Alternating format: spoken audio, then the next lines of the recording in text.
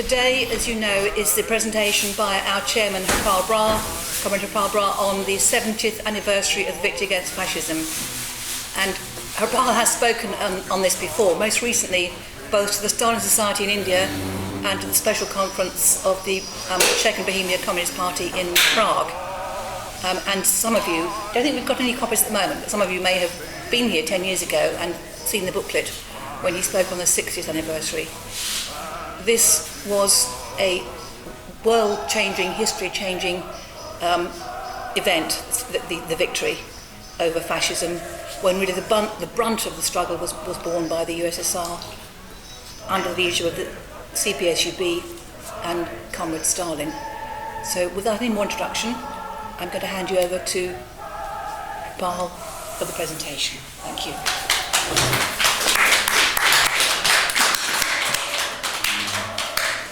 Well, looking at the people around, every one of you knows at least as much, if not more than me, about the topic that I'm making a presentation on. You're all erudite people and politically acute people. But really, my presentation is not to enlighten you. My presentation is merely by way of celebrating what, in my estimation, and you can disagree with it, is the second most important date in the calendar of the international working class movement, the first being October Revolution and the second being the victory of the Soviet Union over fascism. I do not in any way mean to demean other people's revolutions and other dates, they're all competing, but to me, these are two world-changing events. Very long while ago, in his materials for the history of Ireland in 1870, Engels had this to say: the bourgeoisie turns everything into a commodity, hence also the writing of history. It's a part of its being, of its condition for existence, to falsify all goods. It falsified the writing of history. And the best paid historiography is that which is falsified for the purposes of the bourgeoisie. Literally thousands and tens of thousands of books have come on the Second World War in the Western world, and their main function is to falsify the story of not only the results of the Second World War, but also the causes of the Second World War and who made what contribution in that war and what came following that war. Now, before I go on with the presentation, I'd like to read to you a mixture of fact and fiction that appeared in an editorial in the Financial Times, which is a perfectly good example of falsifying history, but in a very sophisticated and clever sort of way. Not in the way that the Sun newspaper will do, but in the way that only the papers like the Financial Times can do it. So you have certain facts which establish your credibility, and then you go on to put the boot in. And I'd like to read to you the relevant paragraph from this editorial, which was called "An Anniversary Message from the West to Russia.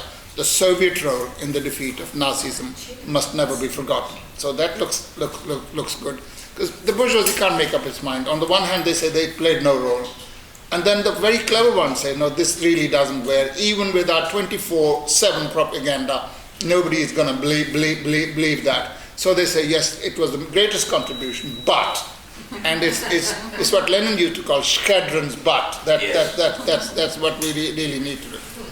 And this editorial came on the 4th of May, which is really 5 whole days before the celebrations in Moscow of the 70th anniversary of victory over fascism. And this is the relevant section of the editorial. Nowhere will East and West divisions be more apparent than in Moscow itself. 10 years ago, at the 60th anniversary of the end of the Great Patriotic War, as it is known in Russia, the leaders of the US, France, and Germany joined President Vladimir Putin for the May the 9th victory parade in Red Square. This year, they and other Western leaders will be absent. Mr. Putin is likely to use the occasion to aggrandize his regime after its seizure of Crimea and its incursion into eastern Ukraine. Western leaders have made clear that they do not want to be part of the show. Good riddance. Anyone contemplating the scale of suffering in the Second World War is bound to regret their absence from Moscow on Saturday.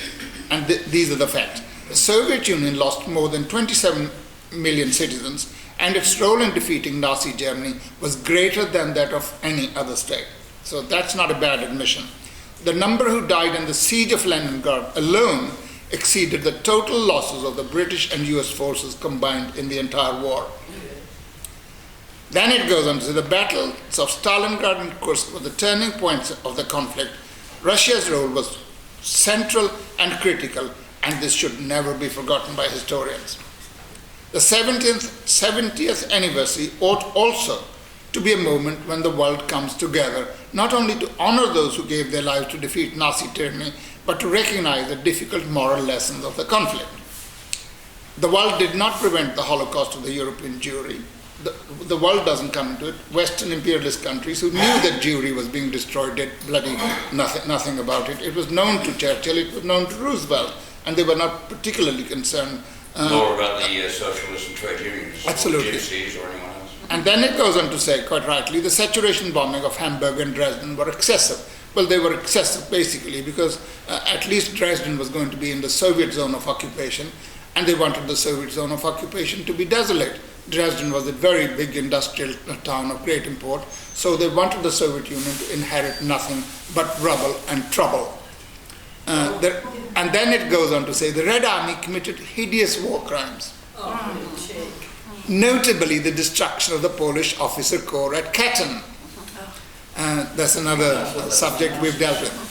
The Second World War was not the simple tale of good defeating evil that's often served up. So we are all the same. The Nazis were the same. They had some good sides. We had some good sides. The Soviet Union committed hideous war crimes.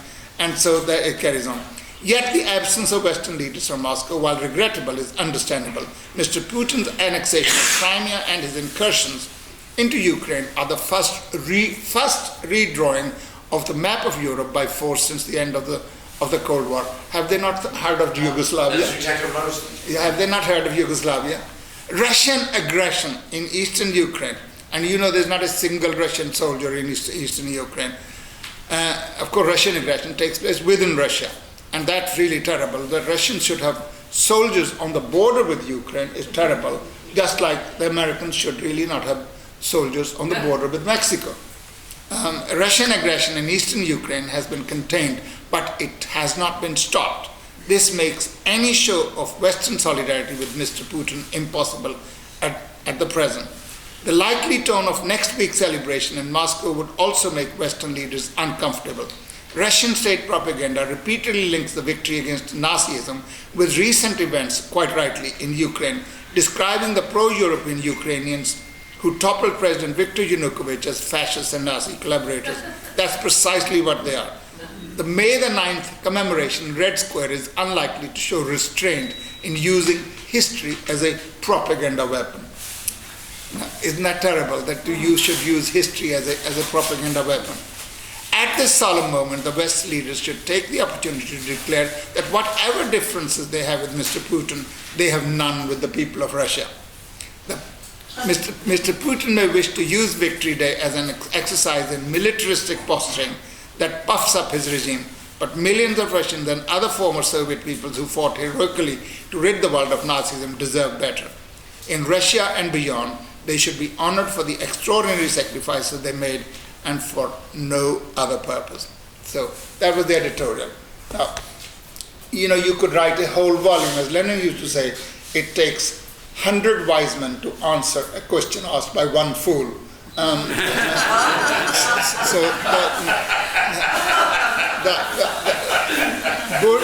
Bourgeois propaganda is of such a nature that when you begin to unpick it, takes a lot of time to go through every single sentence, because it's far easier to hurl an accusation than to disprove it. And we shouldn't be in the business of having to disprove false accusations. If you come to me and on such and such a day, I committed murder and so died, well, even British criminal jurisprudence demands of you that you actually prove beyond reasonable doubt that I did say, rather than asking me to stand up and defend myself. But then, bourgeois historiography is such. People are paid to tell lies. And the bigger the lie they tell, the larger the payment. I give you this tip because some of you might have very little money and resources. Start writing falsified history and you will overnight become a celebrity, particularly as all of you you got some brain and you can talk intelligently and you can go on the television and do something, you would be very, very welcome in those circles. Come back now to my presentation. This observation of Engels that I cited earlier should be kept in mind when judging the causes of the Second World War, the events leading up to it, the role in it of the Soviet Union and the imperialist camp, and the results of that war. The Second War, as indeed the First World War, are inseparable from imperialism. They are a product of imperialism. Unless you understand that, you would just be in the position of bourgeois journalists, bourgeois intellects, if you can call them intellects, and parsons of various kinds. So there was just a little misunderstanding that led to the Holocaust that claimed the lives of between 50 and 60 million people, and another 90 million left invalid, and a huge amount of destruction of the wealth produced by humanity. It was not a misunderstanding. It was a fight between two groups of imperialist camps as to who shall have what share of the world's wealth and loot. That's what this Second World War was, as indeed was the First World War. The Second World War, of course, had become even more of an inevitability after the Great Depression of the late 20s and early 30s, when markets were saturated, when there were no avenues of profitable investment, and every imperialist country was running to grab whatever they could in those difficult circumstances. So, and the new powers that had been defeated, I mean, like Germany in particular, that had been defeated in the First World War within 20 years. And partly as a result of the Treaty of Versailles, which imposed such conditions on them that it actually allowed the Nazis to play the victim role, that Germans had been badly treated. So that war had basically become inevitable as a result of the economic crisis as well. And for imperialism, war is like any other business. It's like producing ladies' garments or any other thing that will sell. And when nothing will sell, when the crisis is really deep and the working class is knocking at the door, war seems to be a diversionary way out for them. It doesn't always prove that. It doesn't always work out like that. They went to First World War, and what happened? They ushered in the great socialist October Revolution. That created no end of trouble for the bourgeoisie of the world for more than 7 decades. They started the Second World War, and their hope before the Second World War started was that the Soviet Union would be crushed, and preferably while America, France and Europe and Britain watched from a distance, Nazi Germany would be egged on to march against the Soviet Union and thus finish off the hated Soviet Union, hated by all imperialist countries, including by Germany, Britain and America, and also weaken Germany, a rival imperialist power, and then, of course, in the interest of peace, Anglo-American imperialism, and perhaps even French as junior partners who go, so come on boys, you don't fight, it's not the way to play. It didn't work out like that, as I will attempt to show. But the Second World War ended up not just in the great and mighty Soviet Union surviving, but a whole socialist camp spread from Europe to the Far East and Asia. And this was a terrible result for imperialism. The democratic imperialist countries were very much complicit in the rise of fascism, both in Italy and specifically in Germany. And they had hoped that Germany would do the dirty things for them against the Soviet Union.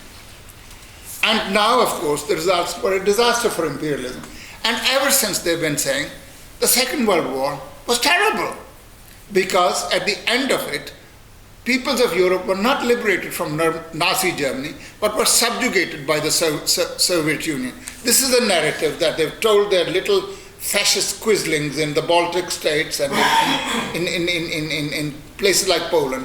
I mean, Poland seems, it's almost a racist statement, seems to be incurably reactionary. And they almost wish that the Second World War had been won by the Nazis. They hate the Soviet victory.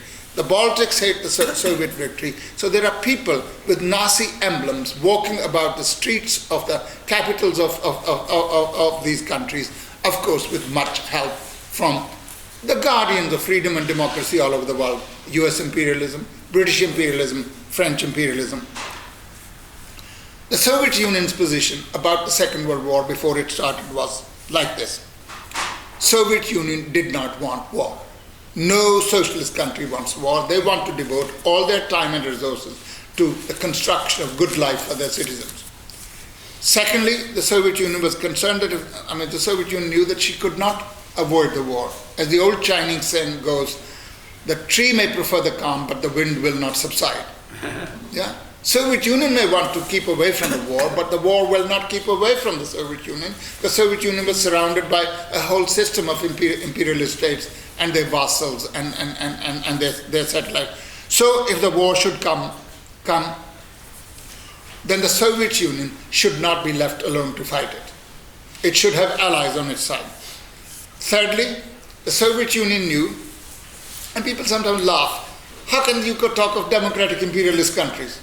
Soviet Union knew that there were real differences between and real interests at stake between the democratic imperialist countries and the fascist states.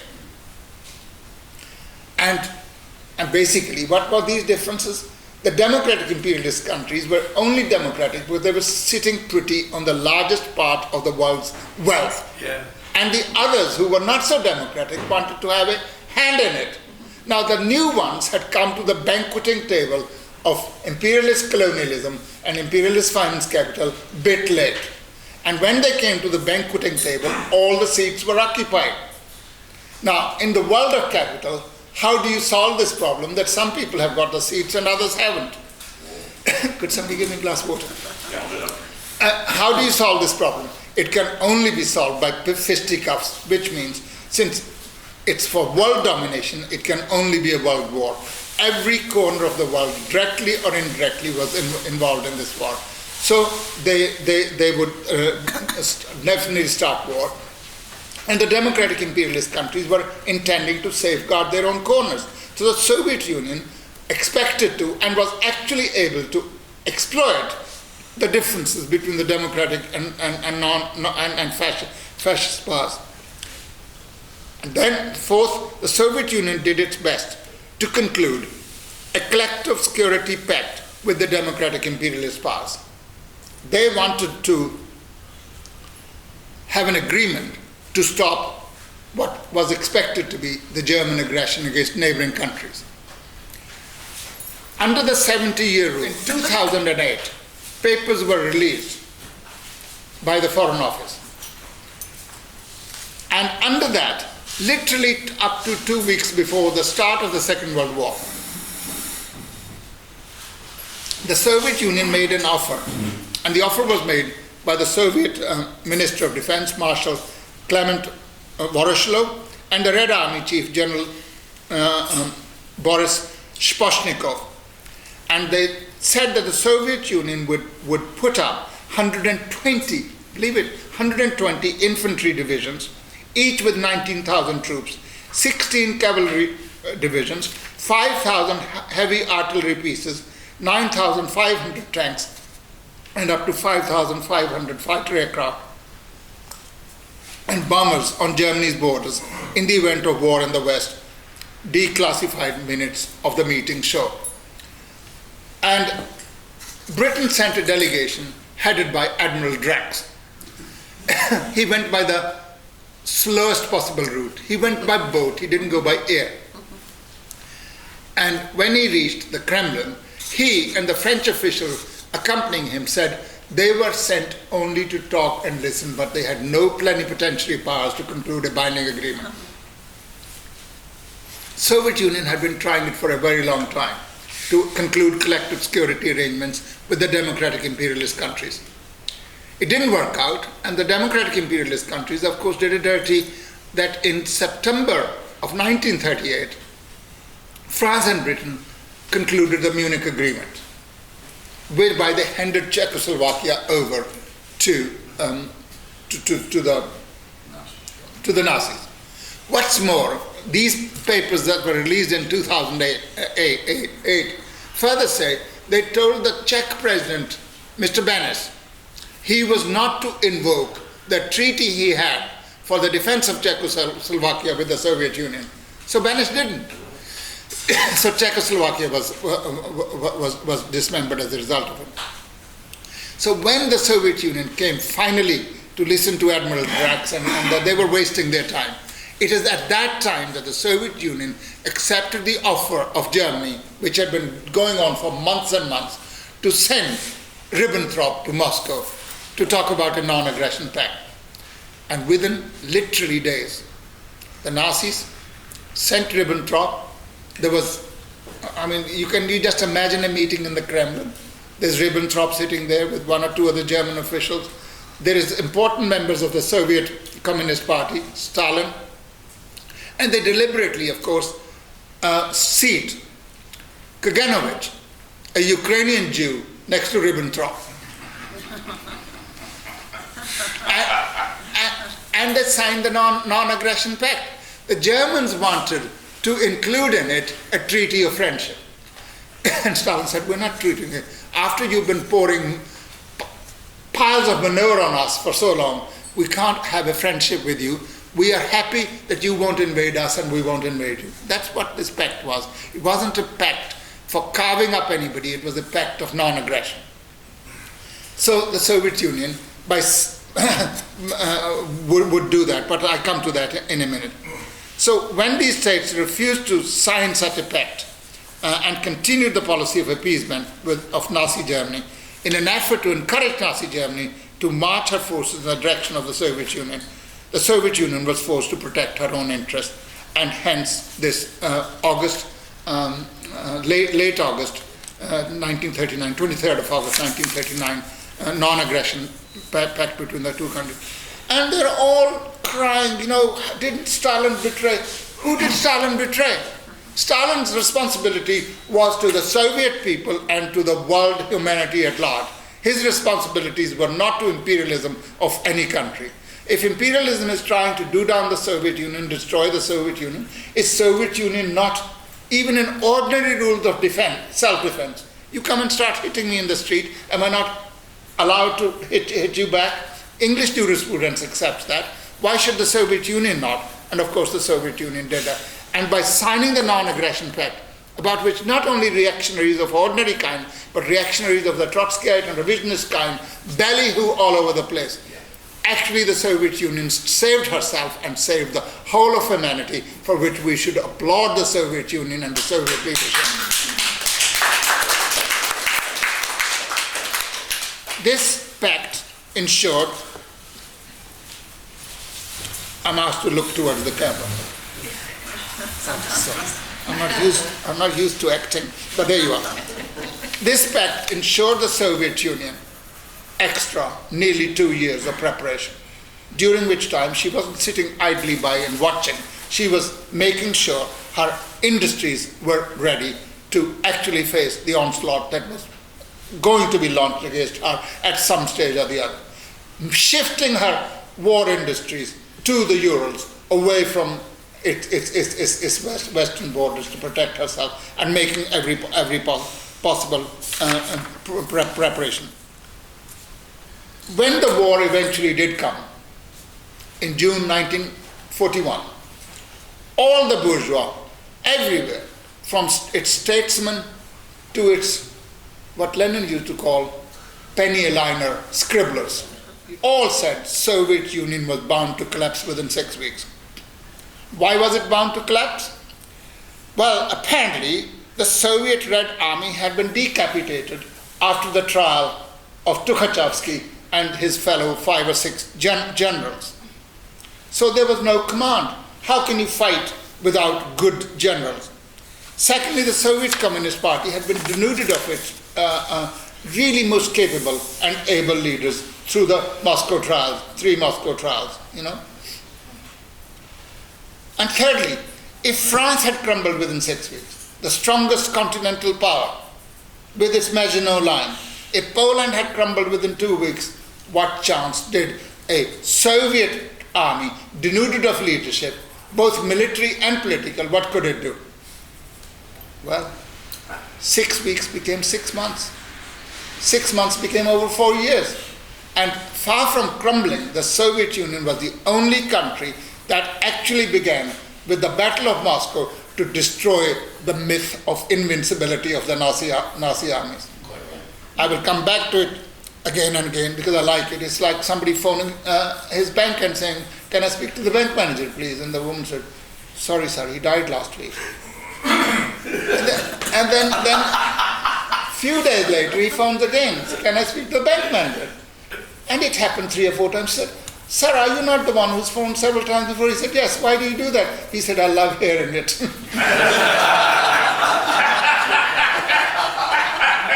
So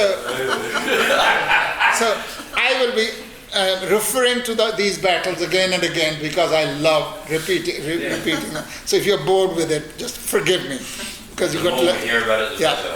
I mean, such was the fight of the Soviet Union, that the battles of Moscow, Stalingrad, Kursk, and all the way to Berlin, and the siege of Leningrad have become legendary, and only the most ignorant in the world, from the villages in Asia to the big centers of imperialism, does not know about these battles. And, have you heard of the Battle of the Bulge? This is the greatest battle that Americans and the British fought. And they were in real trouble, and they were rescued by the Soviet Union, moving ahead of time its forces to that area so that the Nazis would have to divert to. So the greatest battle they fought, they could not have won without the Soviet Union. And these were really fantastic. If you look at the Battle of Moscow, there were 2 million men involved in it, 2,500 tanks, 1,800 aircraft, 25,000 guns.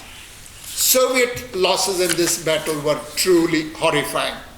But the Soviet Red Army had come out of it victorious. And coming out of victorious, it began to destroy the myth of the invincibility of the Nazi forces. Apparently, after the Battle of Moscow, one of the German soldiers wrote graffiti on the walls. They were within about 30 kilometers of Moscow. And believe it or not, in that November, the Soviet Union still held the 24th anniversary of the October Revolution in Red Square, with Stalin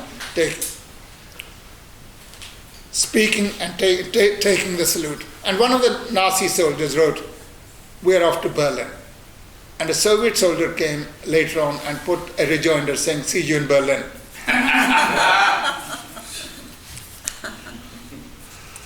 And in this battle, according to Marshal Zhukov, who was in charge of that battle, the German total losses were 500,000 soldiers, 1,300 tanks, 2,500 guns, and 15,000 trucks. And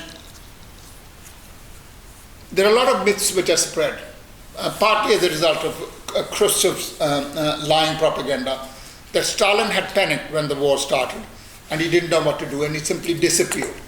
I didn't really know what to do. Now, Stalin has a diary which is kept in the Kremlin, which is available now, and the historians have found it. And it actually gives minute by minute his appointments during that period. And he was working from the Kremlin. And Zhukov says, right, there is a book published, The Great Battles of Marshal Zhukov. It was edited by an American journalist called Harrison E. Salisbury. You might one day want to look at it. And he said, I'm often asked, where was Stalin during those days? He said he was right here in the Kremlin, directing the war and arranging supplies and everything. And then it's a little quotation from him. And he says, with his harsh demands, he achieved, one might say, almost the impossible. That's Zhukov. Zhukov was later on to play quite a dirty role in keeping Khrushchev in power. But that is what he's saying well after those events. And on the 1st of February 1943, the surrender of Field Marshal von Paulus with 23 full German generals at Stalingrad literally mesmerized the world. The Soviet generals themselves could not believe that they had in front of them, standing as prisoners of war, von Paulus and 23 other generals. other generals after the Battle of Stalin. In this battle, the Nazi losses were truly horrendous. You know, you talk of Soviet losses, the Soviet Union gave a lot and suffered a lot. The Nazi losses were 1.5 million men, 3,500 tanks, 12,000 guns, 3,000 aircraft. It was a defeat in which, and I quote from Isaac Deutscher, who's no friend of Stalin, yes. But the good thing about Deutscher, it's almost a contradiction in terms. It's like red herring. Deutscher was a Trotskyite scholar, but an honest scholar. Now, normally the two don't go together. A Trotskyite scholar, by very definition, is an ideological and a falsifying scholar, because his idea is to show how awful Stalin was and how wonderful Trotsky was. But Deutscher says it was a defeat at Stalingrad in which the flower of German army perished. It was against the background of this battle that Stalin now rose to almost titanic stature in the eyes of the world. That comes from his biography of Stalin, a political biography by Deutscher. The next thing I want to deal with is very important to know: why did the Soviet Union succeed when others were failing? There are a number of reasons. First of all, the very thing that the bourgeoisie says actually would have led to the defeat of the Soviet Union contributed to its victory, i.e. the elimination of the fifth column. Yes. If the treacherous leaders in the army, as well as in the higher echelons of the Communist Party of the Soviet Union, had been eliminated, that strengthened the Soviet Union. It did not weaken the Soviet Union.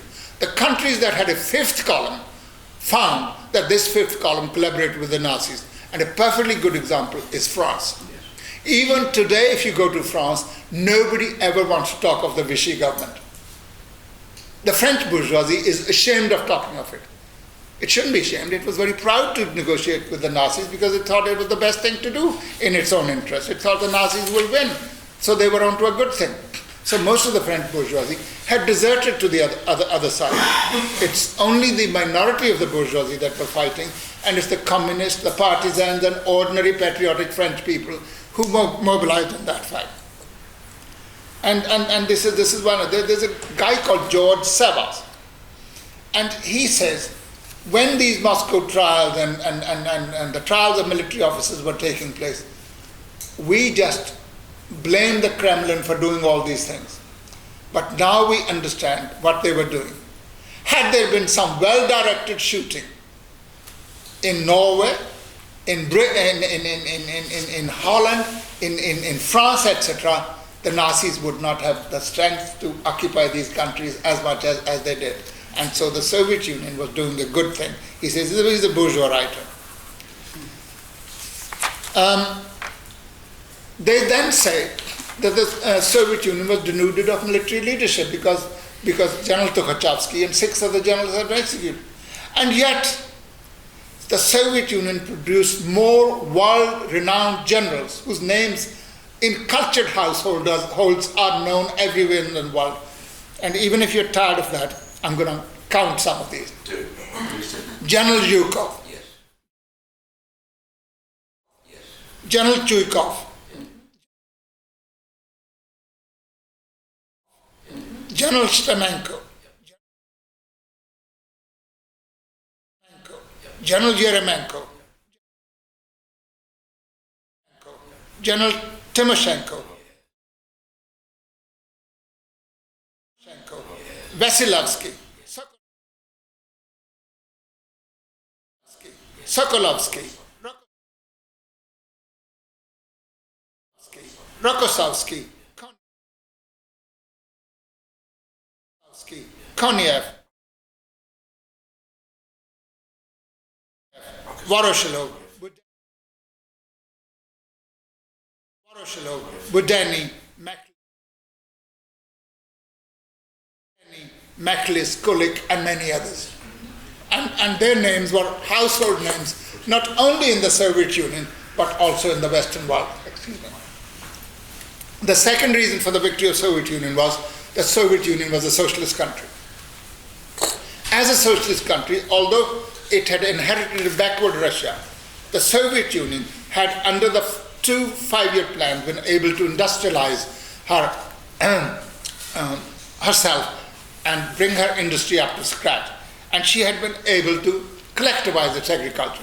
Even Deutscher says that without collectivization, the Soviet Union could not have won the war, because the peasants who had learned to use machinery on the collective farms were able to transfer themselves into tank drivers and gunners and everything. You know, working machines is not an easy thing. You have to learn. Britain has been an industrial country for over 200 years, but the Soviet Union had been properly industrialized only during the previous 10, 15 years. There were people in the Communist Party of the Soviet Union who wanted the Soviet Union to slow down the tempo of industrialization. To slow down the tempo of industrialization. And Stalin said, no, we cannot slow down. On the 4th of February 1931, he spoke to a conference of leading personnel of Soviet industry on the tempo of industrialization. And he said, far from slowing down the tempo of industrialization, we should increase it. Yeah. Because he says, we are 20, 30, 50, 100 years behind Western European countries. Either we make up that distance in 10 years or they will crush us. And they made up the difference in 10 years. He said, this is the story of old Russia. Russia was backward, therefore it was always beaten by somebody coming from outside. If it wasn't the Mongols, it was the Polish and Lithuanian gentry. It wasn't that the feudal barons of Sweden or the capitalists of France and Britain. It was always beaten. He said, you remember the poem by the old poet, you are poor and abundant, mighty and impotent, Mother Russia. And he said, the foreigner could see that Russia was big and rich and could therefore be plundered. And since she was impotent and weak, she could be plundered with impunity, and took advantage of that. He said, comrades, we now have a socialist motherland. We do not want to be beaten. And if we do not want to be beaten, we must make sure that our industry is up to the highest world standards and our agriculture is a modern agriculture. And that's what the Soviet Union went on to do.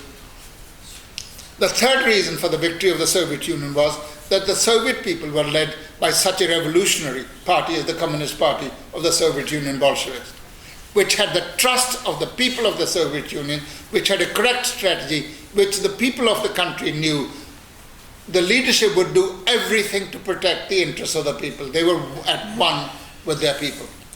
I'm deliberately cutting it short because my time is not unlimited.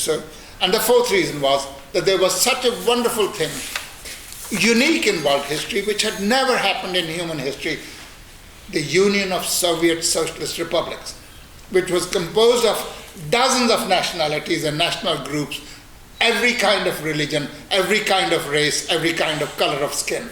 But everybody belonged to a family. Everybody felt that it's really, if one can make a comparison with a devilish and evil organization like NATO, an attack on one is an attack on all, right? Where the Soviet citizens of Kazakhstan felt that an attack on one is an attack on everybody else, and they all joined together, apart from a few fascists of the Bandera type in Ukraine, the ones who are now ruling in Ukraine, and a few thousand Chechens. These were the people who committed treachery on a fairly large scale. But apart from that, the Soviet people gave everything in order to defeat the Nazis. When the war started, initially there were some reverses suffered by the Soviet Union. And the average ignoramus says it is because the Soviet Union wasn't prepared for the war. Or Stalin trusted Hitler. He didn't think Germany would attack. Stalin trusted Hitler. I mean, it's like every householder trusting a pyromaniac rather than a fire station. No, Stalin did nothing of the kind. But all the same, there were reasons why this earlier reverses took place. First, the Nazi attack was a surprise attack. Not surprise in the sense that Soviet Union did not expect the Nazis to attack, but even when you expect somebody to attack you, the date of the attack can itself be a surprise. Particularly in view of the false propaganda, the Western countries were constantly putting out the propaganda, Germany is about to attack the Soviet Union. The idea was that Soviet Union should move its forces in an aggressive way and thus invite a German attack. Because their main concern has always been fight between Germany and the Soviet Union. That's what they wanted. And Stalin was a very calm and very quiet and very cautious. And he was like a chess player. He was not a gambler. And so it was a surprise one. So if you land a blow to me first, it'll take me a few seconds to recover from it. And that's what happened in the case of the Soviet Union. Secondly, the Nazi forces had already been involved for 2 years in the war. Therefore, they were a bit more battle-hardened. And the Nazis hurled 80% of their divisions onto the Eastern Front against the Soviet Union. And it's not for nothing that the finest German soldiery, the finest and the best of German divisions, perished on the Eastern Front. And so don't believe that the Germans simply walked into Soviet territory and nobody was there to defend. In fact, in the very first 4 months of the war, the losses of the two sides stood as follows, and the German losses are greater than that of the Soviet Union. On the Soviet side, the Soviet Union in the first 4 months of the war lost 350,000 killed. These are figures taken from very reliable sources. If you want me to give you the source, I would be able to do so. 378,000 missing, and 1 million soldiers wounded. A total of 1.728 million. The German losses in the first 4 months were 4.5 million killed. Now that's not something that Germans went into Soviet territory and committed suicide in the style of Life of Brian. No, they were killed because there were people defending their motherland. By the winter of 42-43, which is when we're approaching the Battle of Stalingrad, the Red Army delivered crushing blows to the German forces. And in the 3 months of the Red Army's offensive, the Germans lost, in the Battle of Stalingrad, 7,000 tanks, 4,000 planes, 17,000 guns, and very large quantities of other weapons. So if you take the first 20 months of the war, which will take the battles of Moscow and Stalingrad together, the Red Army had put out of action 9 million fascist troops, of which no less than 4 million were killed, the remainder were wounded, etc.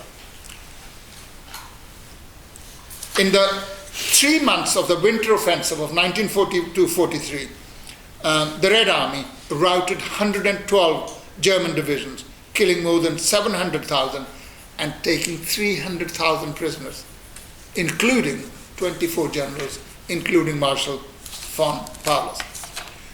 The third reason for Soviet difficulties was the absence of a second front. The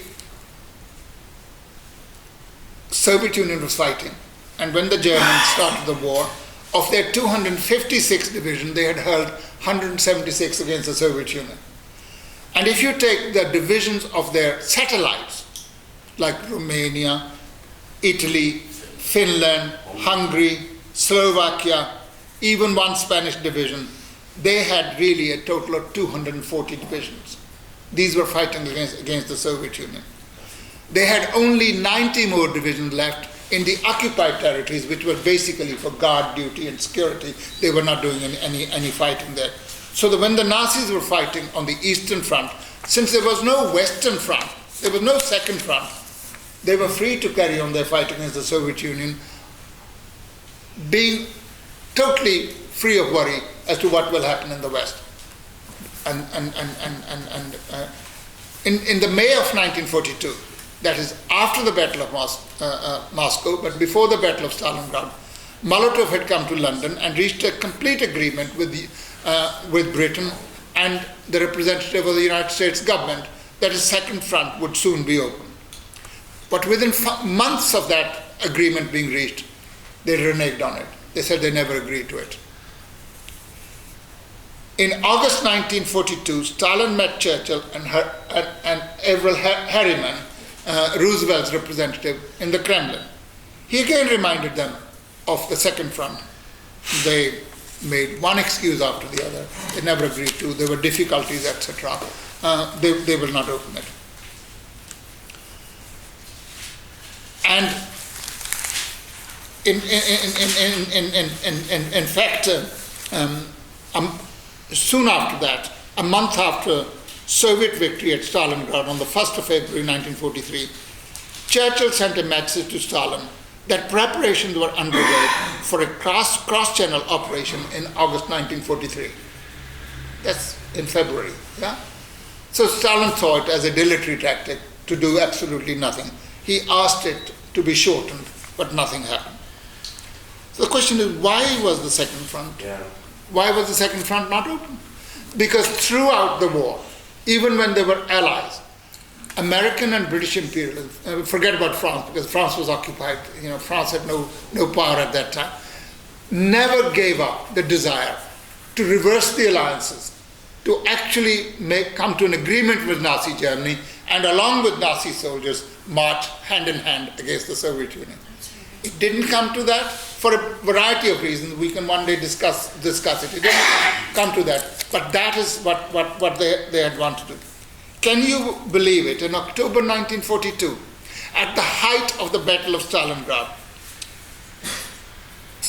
Churchill wrote a memo, the contents of which did not become public knowledge till 1949, that's 4 years after the war. And he says in that, it would be a measureless disaster if this Russian barbarism overlaid the culture and independence of the ancient states of Europe.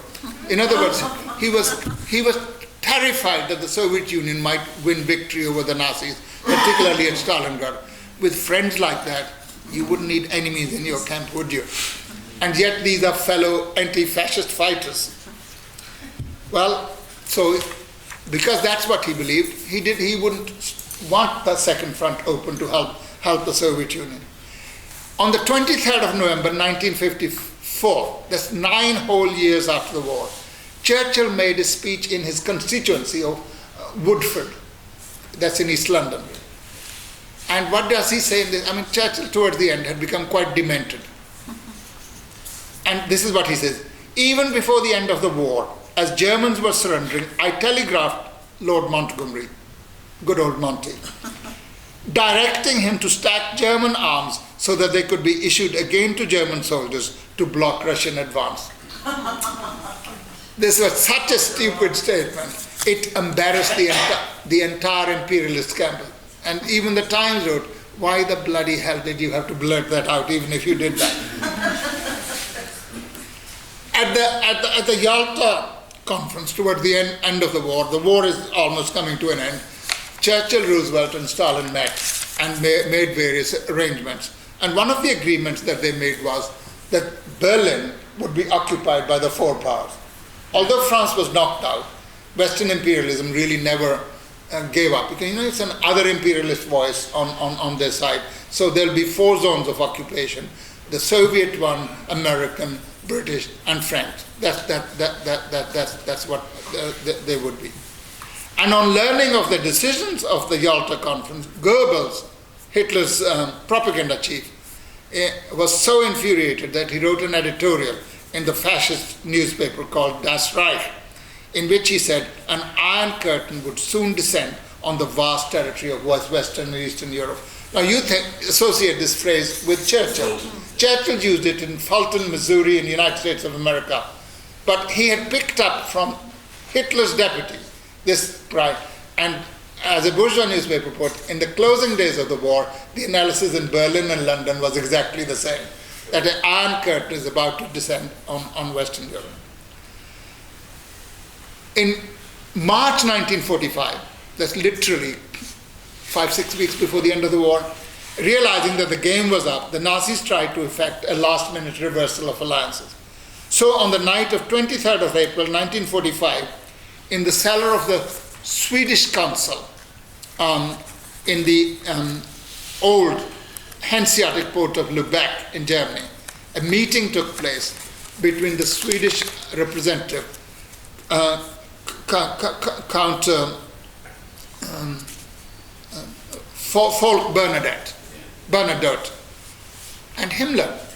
where Himmler signed a unilateral surrender to British and American forces, provided that the British and the Americans would march against the Soviet Union. Well, that was literally a week before the war ended.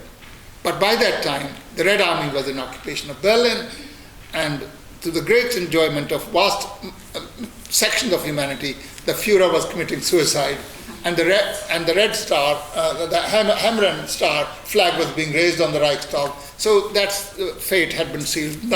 Nothing came of it. Nothing much could be done. But it's interesting that a year earlier, Churchill, through his representatives, was involved in conversations with General Kesselring, who was the German commander in Italy. Again, for a separate peace with Germany. Stalin came to know of it and complained about it.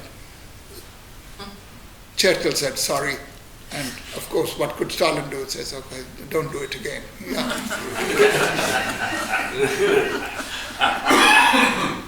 Then, as soon as the war ended, within a few weeks of it, Churchill instructed the war cabinet to draw up a contingency plan for an attack on the Soviet Union so as to eliminate it. And the plan involved the use of US and British troops and 100,000 defeated German Nazi soldiers. But the plan was opposed by Sir Alan Brooke, chief of the Imperial General Staff, and therefore nothing came of it. And it's not that Sir Alan Brooke was somehow a progressive person. He knew the Soviet Union was a hard nut to crack. You know, the Soviet Union could not be defeated, and if you wanted to be involved in a war against the Soviet Union, at that time there was such a pro-Soviet sentiment, even in Western European countries, including in Britain. People are producing war material for the Soviet Union. They produce a tank in Coventry or Birmingham, and they write on it, another one for Uncle Joe. Yeah. You know. And even Churchill was obliged to state in the House of Commons, I'm glad Stalin is alive. I don't think anybody else would command such respect and loyalty of the Soviet people. May he live long so that we can win the war. So this was the thing. And of course, the other reason for the victory was that the Soviet people were led by the Communist Party and by Stalin at its head. I'll come to that in a minute. So, comrades, in conclusion, the victory over fascism came at a terrible price. Between 50 to 60 million people dead. Nobody knows for sure how many. Of which 12 million were killed in fascist concentration camps alone. Not just Jews, a lot of other people as well. I mean, the Soviet Union made no distinction between Jews and non-Jews. You know, they fought for everybody who was a victim of German aggression. And it is nothing short of sacrilegious, nefarious, that at the last anniversary of the liberation of Auschwitz, Soviet Union was not invited to attend. What they say? The camp was not liberated by the Soviet army, it was done by Ukrainians. Amazing. Was it liberated by Banderaites? Who were the Ukrainians? Ukrainians did not have separate regiments. The Ukrainians were actually mixed with other regiments. Ukrainian soldiers and Ukrainian population, like the soldiers and population from all parts of the Soviet Union, fought heroically, valiantly, and honorably against Nazi Germany. And really, sometimes I just think that they are so stupid, they cannot even defend their own interests. To not actually involve the Soviet Union is like to have a wedding without the bridegroom. You know? How can you talk of the Second World War and the sacrifices and you don't? Although it's not my remit today, I also want to remind you, there's another country that paid a very heavy price for defeating fascism. That's China. 30 million Chinese died in the fight against Japanese imperialism, and that should never be forgotten. That's not the purpose of the talk today. I'm only talking of Western Europe. But the contribution made by the people of the world in fighting against fascism is great, and 30 million Chinese. If hundreds of thousands of Koreans, hundreds of thousands of Vietnamese, hundreds of thousands of Indo-Chinese people, they gave their lives in the fight against Eastern fascism. And if Japan did not attack the Soviet Union, it was partly because earlier on, in the Battle of Khalkhin Gol, the Soviets had crushed the Japanese, so the Japanese knew what it was. Soviet Union also managed to sign a treaty of non-aggression with Japan, leaving Japan free to attack the United States in Pearl Harbor. So all in all, it was a jolly good mix. When Napoleon found the British forces in certain very difficult conditions in the Alps, he told his generals not to shoot at them. Why? He said, elements will take care of them, there's no need to waste ammunition. So if Japan is fighting against America, what better can you ask for?